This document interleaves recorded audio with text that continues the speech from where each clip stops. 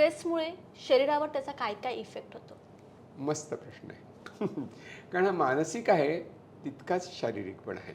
म्हणजे कसं की एक साधी गोष्ट सांगतो मी तुला की आत्ता मी म्हटलं की आपण बदलाला सामोरे कसे जातो हे आपण मानसिक पातळीवर बघितलं. शारीरिक पातळीवरती काय होतं की कोणताही बदल झाला की तो काय आहे आपल्याला समजून घ्यावं लागतं. म्हणजे तो फेवरेबल आहे का अनफेवरेबल आहे त्याच्यावरती आपला डिसिजन असतो आणि त्याप्रमाणे ठरवतो. म्हणजे एक मी नेहमी उदाहरण देतो की आपण समजा गुहेत राहत असतो आणि म्हणजे केव्हमॅन म्हणजे आणि हजारो वर्षापूर्वी, लाखो वर्षापूर्वी आणि आपण सकाळी अगदी बाहेर पडलो आणि बाहेर छान गवत आहे आणि एकदम काहीतरी सळसळ दिसली. तर आपण तल्लखपणे बघायला लागतो. कान टव करून डोळे मोठे करून बघतो कसला आवाज आला. म्हणतो वाघोबा आहे का ससा आहे? ससा असला तर जाऊन पकडायचा, वाघ असला तर आपण गुहेत पळायचं. म्हणजे आपल्याकडे 2 रिस्पॉन्सेस तयार झाले. एक म्हणजे फाईट म्हणजे जाऊन पकडणे, धावपळ करायची आणि पकडायचं, पाठलाग करायचं आणि पकडायचं किंवा तिकडनं पळ काढायचा.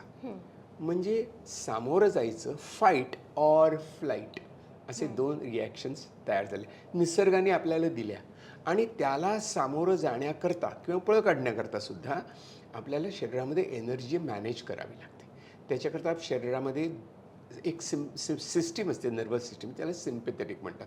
सिम्पॅथेटिक म्हणजे सिम्पथीशी काही संबंध नाही आहे. It's just call sympathetic system. त्याच्यामध्ये ॲड्रिनलिन स्टिरॉइड अशी येतात. आपण स्टिरॉइड्स खूपदा ऐकतो. तर ती येतात आणि त्यांनी तुम्ही तल्लख होता. म्हणजे तुम्हाला धावायला सुद्धा शक्ती लागते पायात. टुवर्ड्स किंवा अगेन्स्ट. आता काय खूप महत्त्वाचा मुद्दा इकडे येतो हर्षाली, की प्रसंग संपल्यानंतर, प्रसंगाला सामोरं जाण्याचा निर्णय घेतल्यानंतर आणि त्याची कार्यवाही झाल्यानंतर it is to be switched off. तसं स्विच ऑफ होत नाही. म्हणजे आपल्या लागोपाठ सतत बदल येत राहतो. त्यामुळे आपण सतत अलर्टवरतीच असतो. त्याच्यामुळे स्विच ऑफ जे मेकॅनिझम असतं ते आपल्या शरीराने दिलेलं आहे की ज्याच्यामध्ये ॲड्रिनलिनचा आपोआप जे थुई नाचणारं कारंजं असतं ते खाली येऊ शकतं. सहज फ्लो राहू शकतो. स्टिरॉइड्स पण कमी होतात आणि आपलं शरीर पण ठीक राहतं. आता ॲड्रिनलिन आणि स्टिरॉइडमुळे 2 अगदी कॉमन इश्यूज येतात वाढलेल्यामुळे. म्हणजे ते काही शत्रू नाही आहेत आपले, ते बेस्ट फ्रेंड्स आहेत. ॲड्रिनलिनमुळे ब्लड प्रेशर वाढू शकतं. स्टिरॉइडमध्ये ब्लड शुगर वाढू शकते. पोटाचे आजार सुरू होऊ शकतात. पचन चांगलं होऊ शकत नाही. स्नायूंची कंडिशन बरोबर राहत नाही. अशा गोष्टी होतात आणि सगळ्यात महत्त्वाची गोष्ट की बदल सातत्याने होत असल्याने आणि त्याला सामोरं कसं जायचं हे कळत नसल्यामुळे आपल्याकडे स्विच ऑफ मेकॅनिझम नाही आहे जो इतर प्राण्यामध्ये आहे. मला एक खूप छान एक सीन आठवतो. त्याच्यामध्ये मला तो इतका आवडला की असं जंगलातलं सीन आहे तो. असं खूप गवत आहे आणि तिथे छोटे छोटे प्राणी असे बसलेत आणि तिकडनं समोर जोरात एक हरणाचा पाठलाग करत वाघ जातो. सगळे धडधड होते. सगळे प्राणी असं मान वर करून बघतात काय आहे काय आहे काय आहे काय आहे.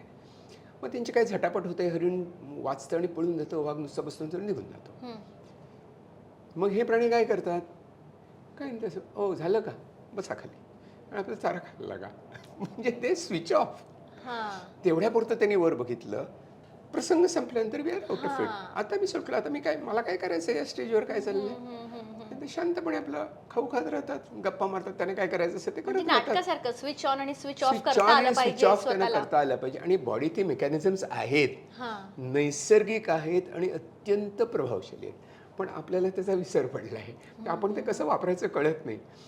मी अगदी साधं उदाहरण देतो.